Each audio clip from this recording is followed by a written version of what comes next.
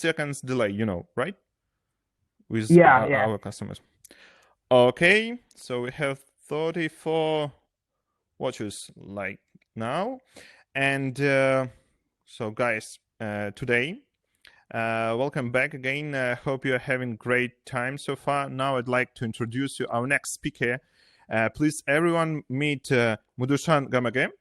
Madushan is a software engineer with over a decade of mobile apps development experience. He is currently working as a lead software engineer at Grab, focusing on build systems and develop experience for iOS engineers at Grab. Today, we are looking into something interesting about build times and Bazel build tool. So let's kick this off. And before that, I just want to ask you a couple of questions just to introduction. Where are you located now? Because I'm start to speak in English, and that's why the reason that probably you came to us from at least another country. Yeah. I'm currently located in Singapore, so it's 5:30 p.m. here. So we are really excited about this. And when this proposal first came, I was running for it. I have a lot of friends, Ukrainian, so I'm so excited about this. Oh, that's great. And I definitely can say more better weather than we have in Ukraine, because it's really windy in Cherkasy, my hometown, and it's rain, and you have so many sun outside of your back. So it's really great to be now, I think, in Singapore. So if we are ready, I just give you my microphone time, and let's get start your presentation. Have a good luck. Yeah, thank you. Great. So hi folks. Thank you for joining this session. So this is kind of a follow-up session to the first talk that one of my colleagues had at the beginning from the Grab. So this is more about the technical side of this Bazel migration. Right. So go to the topic, we are going to talk about how to incrementally adapt and how we did it, how we incrementally adapted the Bazel build system for our Grab iOS SuperApp. So if you're new to this term, Bazel, it's a build system that alternative to the Xcode native build system. So we're going to be to the Xcode internals, and then how we manage to get Xcode under our control, right? Okay, let's go. So a little bit about myself actually. So my name is Madushan Gamage, and I'm currently living in Singapore, as you guys introduced earlier, and I'm working at Grab for around 4 years now, right? So let's jump into our agenda today. So we are going to talk about, I will give a little bit of introduction about the Grab SuperApp and what it is and why we call it a SuperApp. Maybe it's a new term for you guys. I'm going to clarify what it is. And then we are going to discuss about the Xcode build system and Bazel, and compare these two. So why Bazel is an alternative that is, we were thinking about going to this alternative. And then we were going to deep dive into the technical details of incrementally adapting Bazel. So it's two approaches that why we choose incrementally adapting rather than going a big bang approach. We will explain in detail why we made that decision and some technical detail behind that. And then tooling and automation, some tooling that we did, why we did those tooling, and what those tooling does exactly, and what kind of tooling you should plan for if you're planning to do similar migration. And finally, we're going to talk about some future plans of ours. So where we are trying to go beyond the status that we are at right now. Okay, so a little bit about the Grab SuperApp. So it's an application concept that I guess popularized in the Asian region, but now it's becoming popular in other regions as well.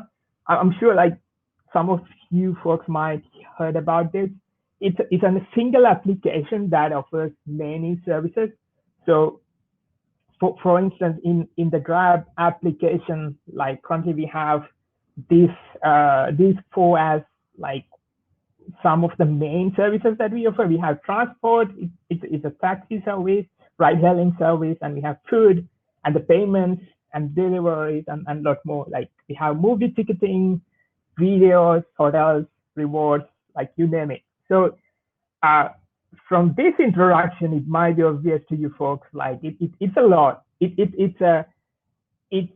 like few separate applications combined together and glued together by single payment service, single rewarding system, and single authentication. So and the customers love the brand, so they choose to go for more services, right? So we have multiple services, and as I mentioned, it's explained to itself that it is a complex application. It is a lot of things happening inside a single app. So let's look at some data about our code base.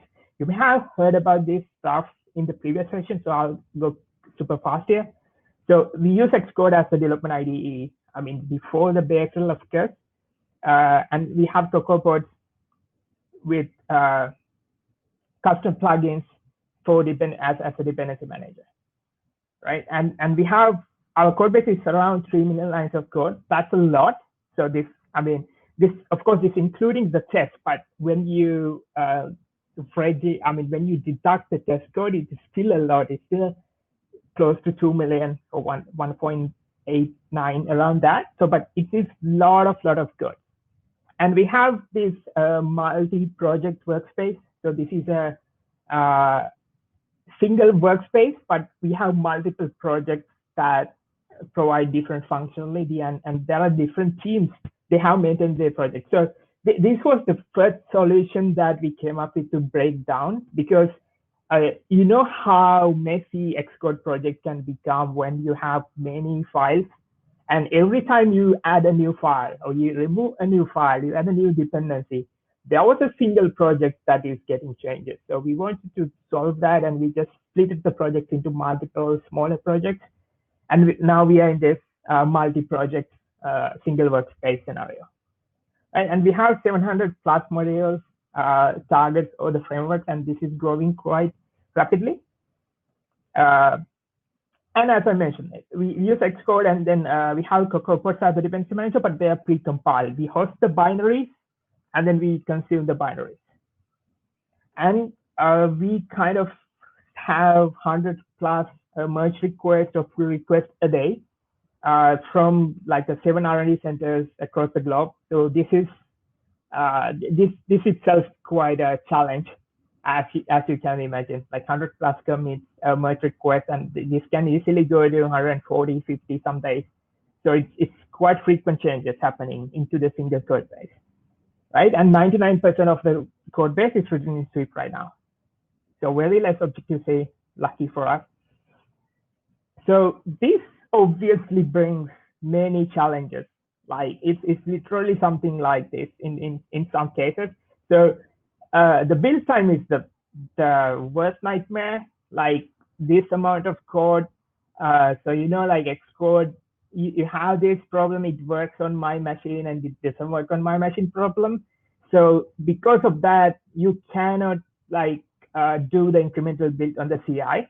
So CI has to do the client build. And imagine, okay, you are doing a change one day morning, and then you are doing the changes on top of that. And so tomorrow you want to rebase. So when you're rebasing a day after, you are getting changes worth of like more than 100 commits. So that's a lot, and that usually invalidates the total build cache you have locally.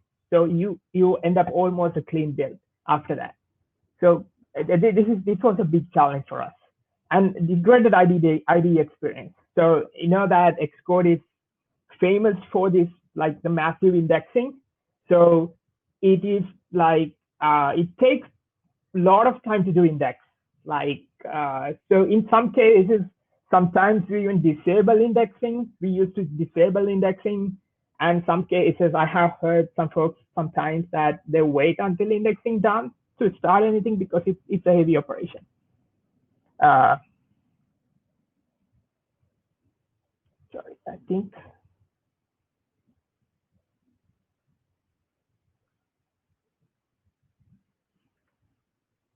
Sharing. Yeah. Give me a second. I open my window.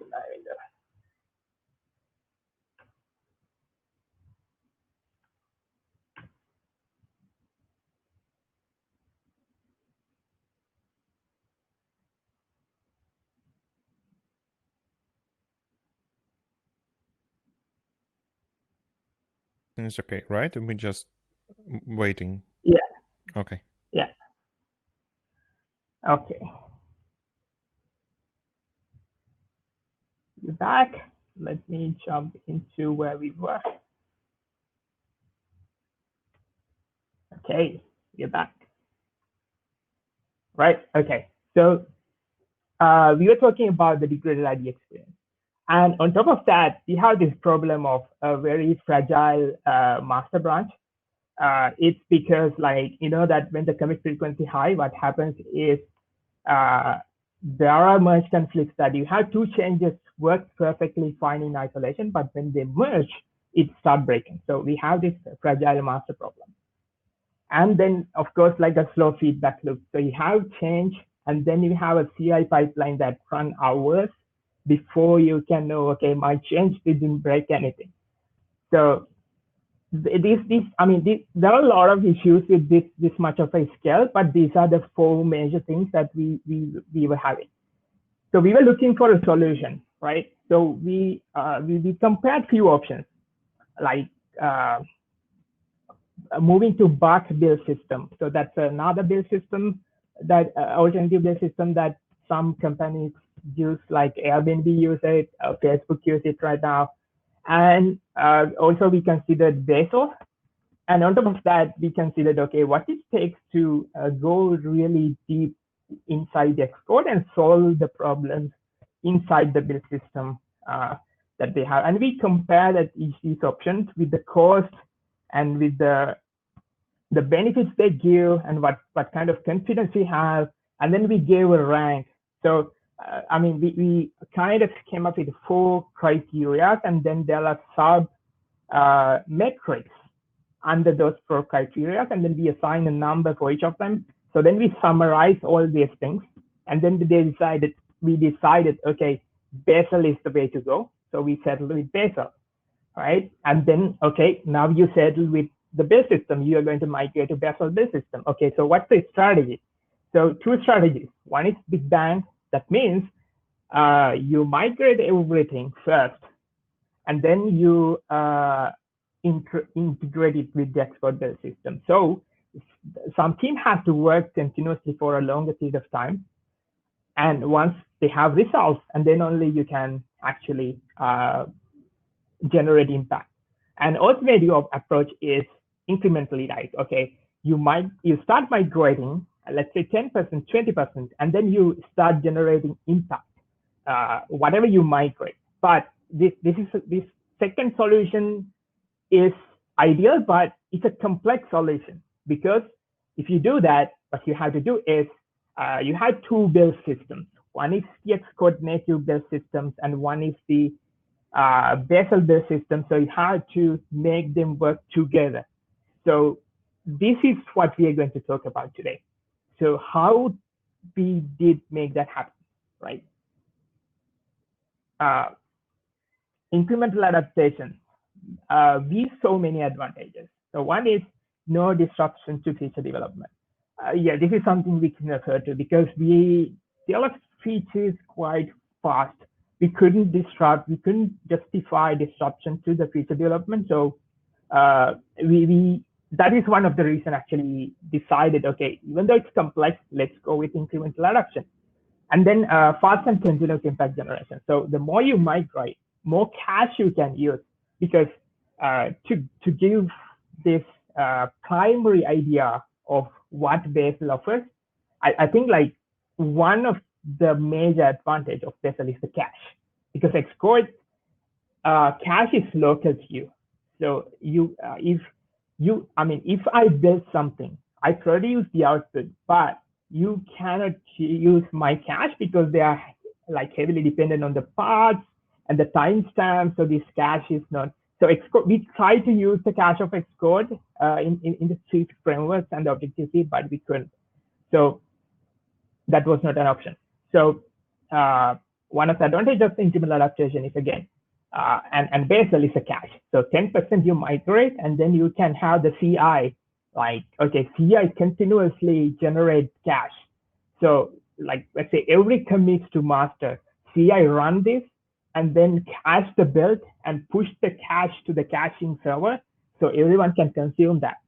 So that was one of the highlight of this incremental adaptation strategy. And then a fast feedback loop, of course, that you can have faster feedback loop. Like the more you migrate, the faster the feedback loop becomes. And if you're planning about incremental migration, like before we dive into technical details, here are some tips if you're planning to do that.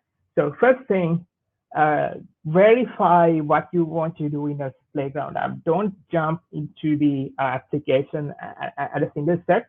So because if you're migrating to Bazel, so you need to do a few things, like you need to verify a few things. Create a sample app and verify these things so that you gain the experience. You know that for sure Bazel will solve that problem.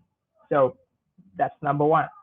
And then design a way to toggle the build system, because when you're introducing alternative build system, there are edge cases you have to fix along the way.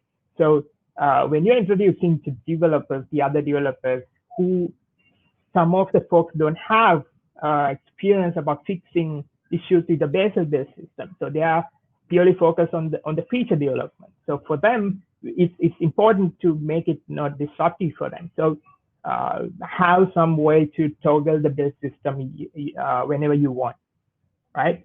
And then plan a remote cache early, because remote cache is the key to generate an impact. So plan something early for that.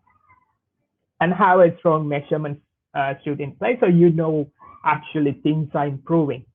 So because without a measurement, you can't know if the things are improving and how much percentage is improving. So some tips, some general tips, note them down if you're planning to do incremental adaptation.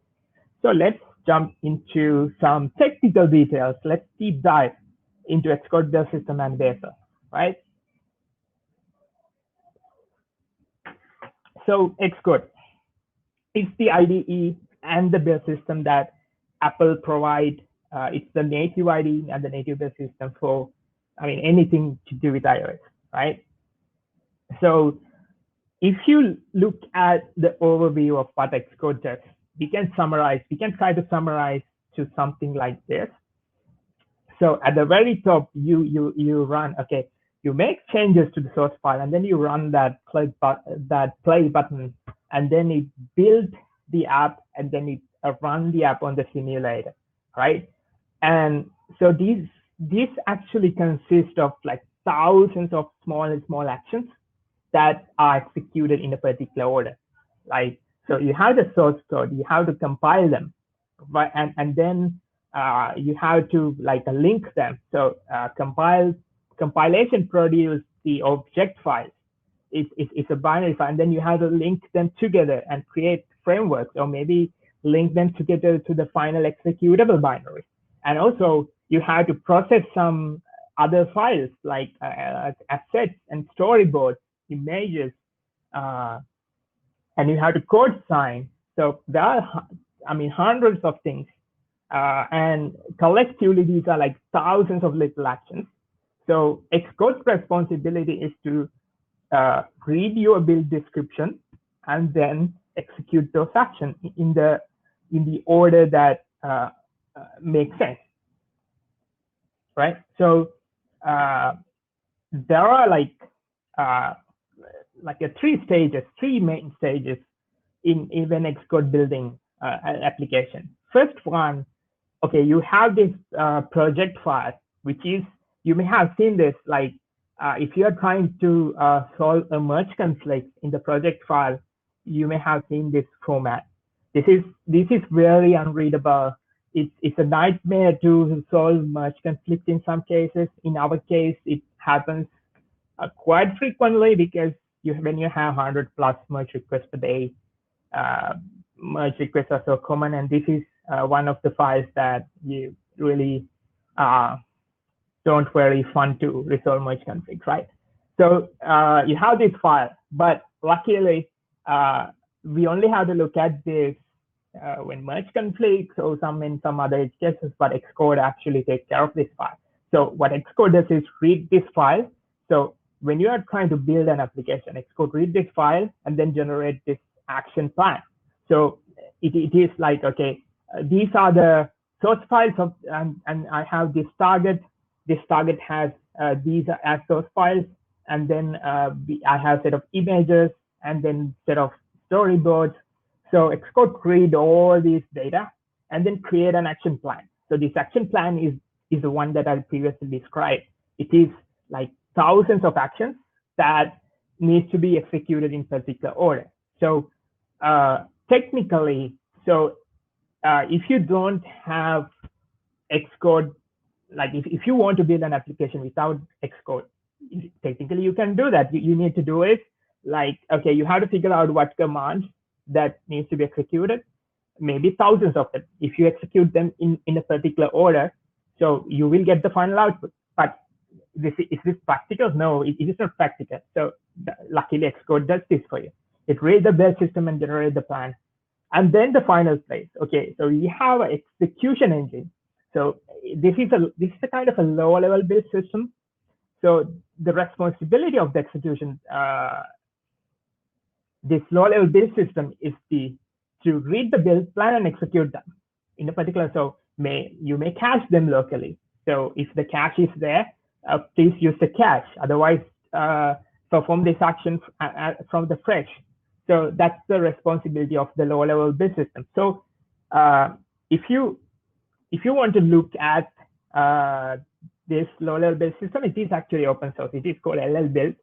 It is the execution engine and the low level build system, so that Xcode uses. It is open source.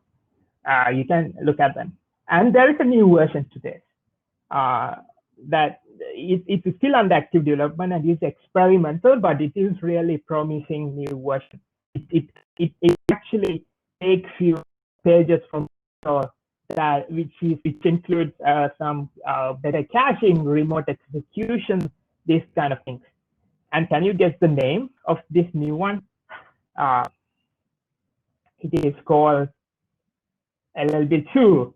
Okay, naming is hard, even for Apple, right? So it is called LLB2, and I have shared this slide in the platform. You can click these links and read through more information. So this is very promising start from Apple. We don't know exactly when this will be integrated into Xcode or which Xcode version they're planning to ship this. Xcode 13, 14, we don't know, but this is a really good start. Okay, so that's very quick summary about what's happening on the Xcode. Let's talk about the hybrid build. So in the hybrid environment, in our case, so what needs to be happen? We have CocoaPods as the dependency manager. Of course, these are the very bottom layer of the dependencies. And as I described, we have pre-compiled binaries for them. And then, okay, you're trying to migrate some stuff to Bazel. So then Bazel build system has to jump in and build some of the frameworks at the bottom layer. And then you hand over this output to the Xcode. Okay, we ask Xcode, okay, CocoaPods is done, everything is downloaded, and Bazel build that Bazel is supposed to build. Okay, now your responsibility, Xcode, please build the rest. So the reason for this is, of course, because we have a huge project and we decided to do incremental migration. So which means, of course, like end goal is to remove the Xcode out of the equation of building, of course, not the IDE piece. Xcode still will be the IDE that developers use. But for the building part, we are planning to hand over this responsibility to Bazel, and it is incrementally, right? So CocoaPods precompiled binaries, as I explained before, and these are hosted in some of the Artifactory we have. And we have custom CocoaPods plugins to do many things which CocoaPods doesn't support. So a few things like CocoaPods doesn't support some authenticated URLs. So because we need to host this binary not publicly, but in authenticated endpoint, and some precompiling. We have a plugin to precompile this CocoaPods and publish to Artifactory when there's an update to a version. And also we have another plugin to merge set of CocoaPods together into a single binary because of some app load time problems. So we have many plugins for the CocoaPods, so they work together nicely to give the output we want, right? So let's try to understand how these things work beyond the CocoaPods. So let's consider a Lego analogy. I mean, I really like this analogy to explain a build system. So imagine you are building a Lego, right? So you have multiple pieces that you need to put together in a particular order. In some cases, like, so say you're doing the very bottom layer, layer 0. So in that case, order might not matter in some cases, but order does matter when you jump from one layer to another layer, right? So output, I mean, the build system task is, if we take the Lego analogy, so piece these things together and then produce the final output. And then, okay, let's think about the incremental build. So incremental builds, let's say this green layer, which is 0, 1, 2, 3, third layer from the bottom. So you're making some change to a source file. So it depends on where this file is located. I mean, the location means that which module, which framework this file belongs to. If it belongs to a framework at the very bottom, or if it belongs to a framework at somewhere top. So if it's the top, what you need to do is just unplug some of the Legos at the top, and then apply this change, and then do the work again. So little work to do. So as you can see that if you're making a change at the bottom, then you have lot of work to undo from the top. So imagine the rule is you cannot undo from the bottom, you have to undo from the top always. That's the rule in the build system. So depends on where you're making the change. You know that the amount of work that needs to be do is different, right? Okay, let's take this analogy of a build system and then apply this analogy to our incremental adaptation story, right? Okay, so this is very abstract diagram of what we need to do. So we have multiple frameworks, and then we have some bundles here and there are some other stuff as well, but in high level, this is what we have. We have to put them together and then create the final output, right? And now we have Bazel. So at the bottom, you have a set of frameworks that was built by alternative build systems, but they're not compatible. Like Xcode, you cannot simply say, okay, Bazel do this and then Xcode do it. It won't work like that, because Xcode has no idea like how to consume that. The Bazel, because Bazel put things at different locations, and then like they might not give the necessary permissions to Bazel to do some modifications. So we have to do some adapter. So this adapter's responsibility, okay, so do the adoption to the frameworks that Bazel built, Bazel build system built, and then make them usable for Xcode. So adapter is something like this. So let's focus on this adapter, because this is important thing in this incremental migration strategy, right? And how this adapter works. So few things. So first, you have to build this bottom layer framework using Bazel. That's the very first thing, right? And then very important, you have to prevent Xcode from building them again, because if that's the case, then it doesn't make sense, because we are trying to save time using the cache. If Xcode do the work again, it doesn't make sense. So we had to find a way to stop Xcode from building the frameworks that Bazel already built.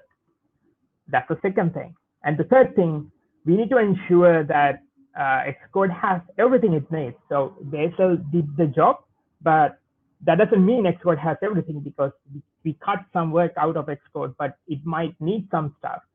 So we need to ensure that Xcode has those things, right? So three things. Okay, first thing, so perform the build using Bazel.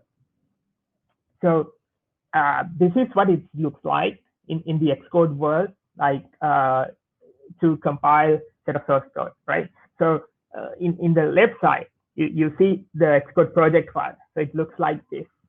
And the right side, so in the visual, if you want to check the source file particular framework has, so there are a set of build phases.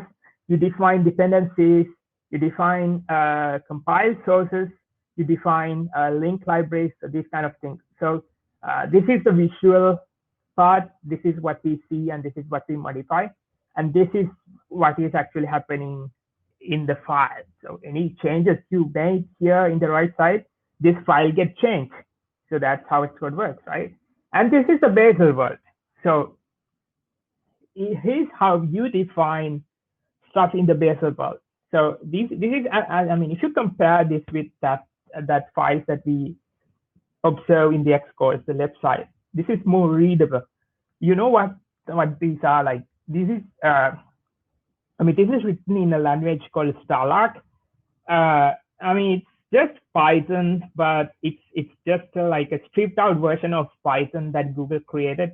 The reason that they did create this lightweight version, because they wanted to restrict the Bazel builds and ensure that nothing happens beyond those restrictions. So they create some very restrictive, like subset of the Python, and created a language called Starlark. So this is how you write Bazel build rules in Starlark, right?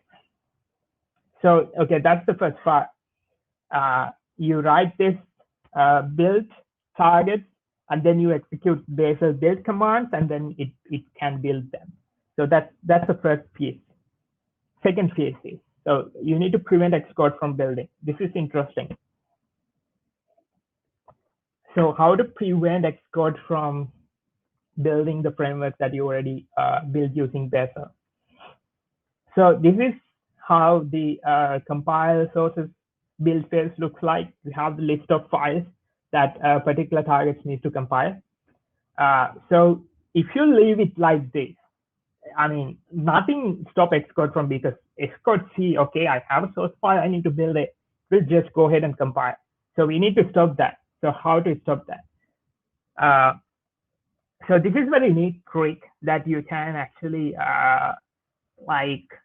cheat Xcode in a way. It's that, okay, so when Xcode compiling a source file, it has a build setting that define, okay, where this compilation tool located. So in case of a Swift file, this is a Swift C. This is a command line tool that is located under somewhere under the Xcode application package, right? So you can fake it. You can replace it with like this do nothing, but successfully. So this is like this user bin throw is a command to do nothing, but at the same time you need to do nothing successfully, because otherwise Xcode will fail. So this is how you stop Xcode from performing its task. And if you want to go a little bit nerdy about this thing, so I have attached two links. So first one is some history about user being true, and second one is there is some files called xcspec files inside the Xcode that define how the certain build settings are translated to command line arguments. So if you want to go like deep in this rabbit hole, you can just quickly check these things.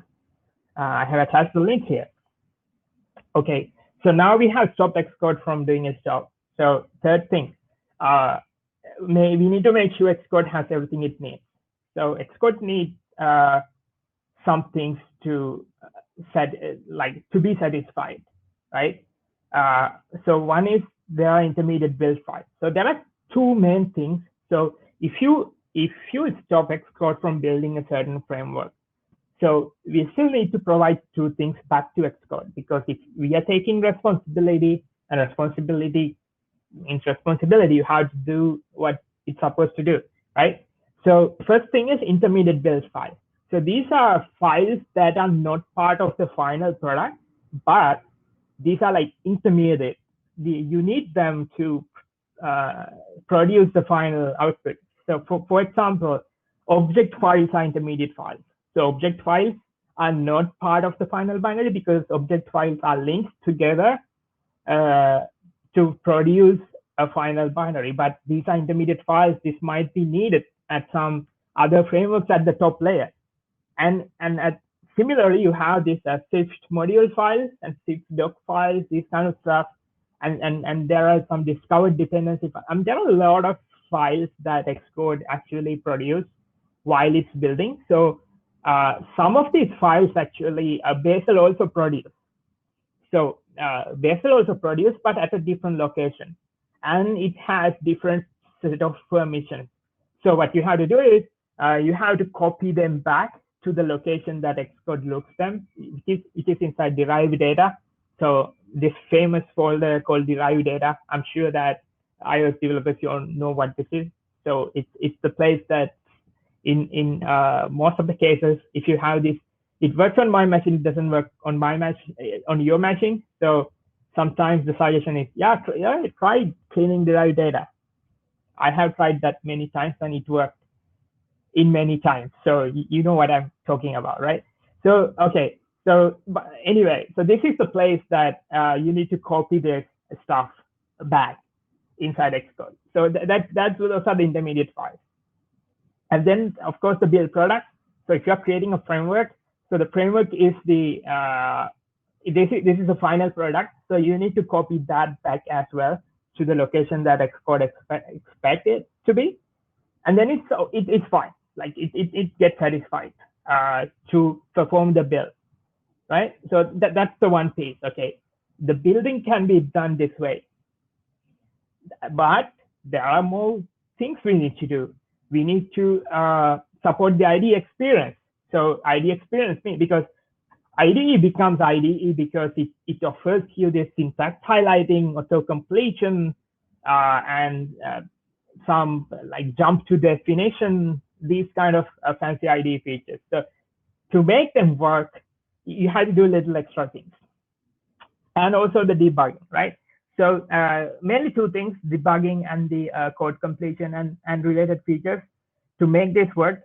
So first one is the debugging, because debugging is LLDB, and debugging means LLDB, right? So this is a like LLVM project that used to support debugging for Objective-C and C, and there is the Swift version as part of the LLVM project. So debugging is happening in LLDB. So you have to change some configurations that LLDB can LLDB can understand a different location, because Bazel produce some stuff at a different location, and LLDB need to understand it. You need to do some configuration to make that happen. So that's part of the LLDB. And then the code completion and related features. So code completion and related features are supported by indexing. You may know what I mean by indexing. You may have seen it. Like if you have a big project, you know that whenever you open the Xcode, it do this thing called indexing. So what it does is like it passes through all the source file and create a database so that it can serve this auto completion features. So let's look at about this a little in more detail, because this is interesting part that we need to solve to making this incremental adaptation happen. So this is the SourceKit. So actually these auto completion features are supported by the SourceKit. So imagine that you didn't have SourceKit. So SourceKit is I mean, it's a process that Xcode communicate with. It's not in process. It's not the same process as Xcode. It's a separate service that's running. So that's why you may have seen that in the early days of Swift, there are a lot of cases like the SourceKit crashed and then your code all of a sudden becomes some text like without any syntax highlighting. So that's what happens like when this SourceKit daemon is crashed. So without SourceKit service and imagine SourceKit crash, this is what you see. No syntax highlight. I mean, you can simulate this if you want, like you can disable indexing with this command at the top and then restart Xcode and it won't do any indexing. It just like open the files and it just, in some cases, it might highlight colors, but it doesn't work very well. So this is what happens like without SourceKit. So with the SourceKit, of course, this communication happens with something called inter-process communication, called XPC. It is like Xcode always send requests to this service. Okay, I have this file, and this is the file, and these are the compile flags for this file, and give me some detail about this file so that I can understand about this. Because without this detail, Xcode is simply like it's really dumb. It doesn't know anything about it. It's just another text file. So this actually Xcode and the SourceKit communicate with some requests and responses. So this is one of the example requests that Xcode sends. So for instance, like whenever it's open, Xcode sends a signal, a message to the SourceKit. Okay, this editor is open, and this is the file that currently in display, and please give me some information about this kind of request. And then SourceKit reply with this kind of information. Okay, this is it's like it sends back all this information. Like, okay, this is a class, and this is the offset of the first line, and this is the name of the class, and this is a function, and you can find at this particular location. It's like say 20th line and offset 150 characters, and then you find it some details like that. So this is an example response that comes in, right? And it happens like this. So this is the like overall picture of what's happening. So you have the Xcode, and the Xcode communicates with the SourceKit, and then the SourceKit actually communicates with this database. So SourceKit first check, okay, the information that Xcode asks me, is it available at the database? If it's available, let's get the data from the database and then return. But if it's not available, then it has to generate that data. So this is a heavy operation, because this needs to SourceKit needs to ask the help of the compiler tools. So then the SourceKit actually invoke the compilers and compile some files and generate this data, right? And luckily there is another thing happening that, okay, because you may have seen this. So if you have a big project, even a smaller project, right? You open Xcode and then automatically indexing started. But if you run it, then indexing actually stops. Indexing stops and the build takes the priority. But at the end, when the build finishes, indexing might also like progress quite fast and stop. Because what happens is this database, which is in the yellow color, actually the same data can be generated while building. So I mean, you start the Xcode and then it starts indexing, and you interrupt it, and then it will be taken over by the build process, and the build process will populate this database. So by the time it finishes, maybe most of the data, maybe almost all of them might be populated. So then, okay, then build process stops. So at that point, okay, SourceKit, okay, what there was the build process that interrupted me, and what else I need to do? So it checks the database. Oh, nice. Now its data is available there, and it can take that data from there. So this is some overall picture of what's happening behind the scene at the indexing. Okay. So this, if you check this indexing data, it is there are two kind of files, unit files and the record files.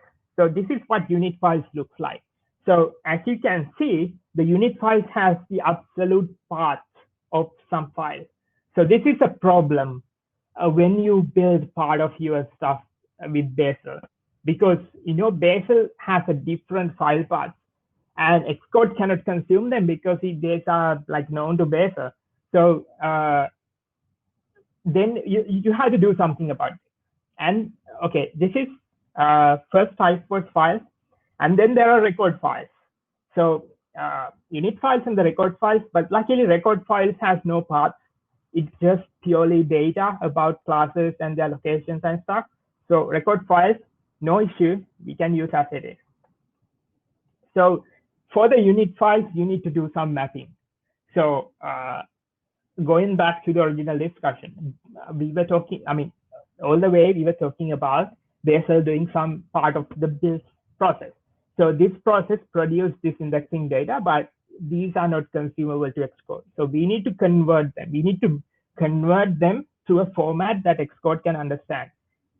The change we need to do is to rewrite those paths, because this was at the different location, which is the Bazel build path, but now we need to remap them that, okay, what those files would look like if Xcode did the job instead of Bazel. So that's a derived data, some derived data location. So you can read more information about this in this repository. So folks at Lyft actually created this tool. It's a nice tool that you can use to remap the indexing from Bazel world to Xcode, and this will do the job. So and by doing that, we can actually enjoy those code completion features, even though the build was done by Bazel, right? And then we created some tooling to do all this migration process. We call it xcwizard. Yeah, it's a pretty nice tool. We might open source it one day once we kind of complete some things. And this tool can do a lot of things. Like one of the main things this tool does is like when you are migrating to Bazel, one of the very important thing you need to do is make sure that if you have a target or a module, all the source files belongs to that target should be under that folder. Maybe subfolder is fine, but should be under that folder, but not somewhere on the top. But in the Xcode, like we can have this situation. Single framework can have source file from anywhere. Like it can be literally anywhere. You just need to make sure Xcode know about this file. And we have this situation. There are some frameworks that comes files from different places. That's a folder structure. So we created the tool to, okay, you give the module and then fix all the paths, move the files to the correct location, and fix the Xcode project file. It do a lot of things like that. Yeah, fix file is the most important part.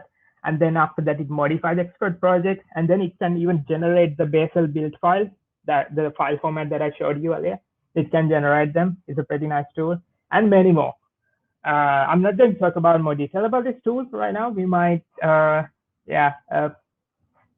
we might open source it in some way. Let's see. So what is next, right? So this is what is remaining to be done for us. Is one is scoped workspaces. So this is like, okay, once we migrate everything, we want to have like scoped workspaces, like because we don't want to load everything into the Xcode, because depending on the feature you are working, you might want to just open like 2-3 modules, and you don't care about the rest. If they can be built, that's all you need. You don't need to open everything, because if you open everything in the Xcode, it's quite heavy. It's so annoying. So we want to have these scoped workspaces, and we want to fine tune, like there are some edge cases related to code completion features. We need to fix them. And there are some issues with code coverage calculation with Bazel. Bazel compile module. So that's something that we are currently working on. And we want to replace CocoaPods. I mean, don't get me wrong, CocoaPods is an awesome tool and it used to serve us well, but with our current scale, it's super hard. I mean, it's like we have 700 plus modules, and then you have these CocoaPod dependencies everywhere, and every time you run bundle install, it takes a lot of time. And even at the CI, it takes a lot of time to do this pod setup. So we want to replace that with Bazel eventually. And like end of the day, we want to remove the Xcode project file from the kit so that everyone can generate them on the fly and make the Bazel as a source of truth. So you have Bazel workspace, and then you configure, okay, I want to work on these 3 modules and give me the workspace I want. So that's the kind of like a end dream. So some big companies like already does this because they have huge projects, all right? Okay, I think we're on time. So thank you very much for listening to this talk. I'm happy to answer you if you have any questions, and also you can connect me even after this conference. Yeah, feel free to contact me if you like to connect. I'm really happy to connect with you guys. Okay, thanks you, Madushan. Yeah, I will say it was unbelievable. I mean, when unbelievable, I wouldn't believe in all of that thing before I will try them in my own projects, you see. And that's why we have such a next question about this. Is it possible to find some sample project, or you already prepared with some instructions step by step how to implement all of the things? Because it's a really a lot of information, and guys could miss that thing because it's really important. Right. But it's I think it was a long period of your time when you gather all of that things in one thing. Yeah, and it wouldn't take like a couple of hours, probably a couple of months. Yeah, and that's why it's hard to turn on the wrong way on this long path. Yeah, so it would be great if you can share something like that. Yeah, sure. So, okay, actually, yes, this is some of the problems even we had, because if you check the like open source projects that claims to be better right now, they're very simple. I mean, you cannot do much. It's very basic steps, right? So you don't have many. I think there is one probably from line, even that is not something complex, but I don't think there is any that I would say, for example, say do this incremental migration and or do this all index mapping and stuff. So I mean, we have our sample project. So I mean, we would be really happy to open source it, like if you guys are interested and if it might helpful. So but I cannot promise a timeline for now. But for a start, so if you're trying to learn this, I would recommend you to start with this. So if you check, line has one sample project and the lift has one project, very small ones. So start with them. And I will definitely seriously consider, I'll talk to my team as well, and I'll try to open source it. If that's the case, I'll make sure that I will send you guys and some announcement. Okay, guys, this is open source now. Great, actually these steps to reproduce to make your own project a better one. Yeah, and also like I would like to I mean, we are seriously planning to write some like a very detailed blog post. So feel free to like send us, okay, where the things that are complicated to understand. So we might add more focus in those blogs. So yeah, expect some blogs and some projects from us in the future. Yeah, I think it would be great if even probably you will add some video tutorial, because I think it's really needed thing. And it was actually one of my questions about before you post like almost last slide with transition from CocoaPods to what you want to transition actually now, or planning, I mean. Okay. Yeah. So when we're talking about replacing CocoaPods, we want to replace it simply with Bazel. So Bazel is not a dependency manager, so you cannot have this version resolution. But the thing in our situation, actually, we don't change the dependencies frequently. I believe that's the case for you guys as well. And we actually define the exact versions because we don't want surprises. I mean, when you have an application that millions of users, you don't want surprise crashes. So we fix the versions. So that means we really don't need advanced dependency manager. And we are planning to replace it with Bazel. But once you do that, you will miss this dependency resolution features that CocoaPods gives you. But you have a good news because Swift Package Manager is becoming the go-to dependency manager for Xcode, and it lacks some features that you couldn't replace. But if you check the latest Xcode, like I think 12.2 or something, it actually fixed those edge cases, and now you can have binary frameworks in the Swift Package Manager and usable. So the first step might be, okay, you can simply use Swift Package Manager instead of CocoaPods, which is a nice tool, and probably you can complement that with Bazel. One of my questions was actually about Xcode 12, because when it just started to be on product placement here, I faced with really a lot of problems actually on my own projects. And do you have the same issues when you faced it the first time with Xcode 12 on your project? And with your so actually we haven't. So I mean, when we are doing migration, now we have to do two things. One is let the Xcode work as it is. So right now we are blocked at there.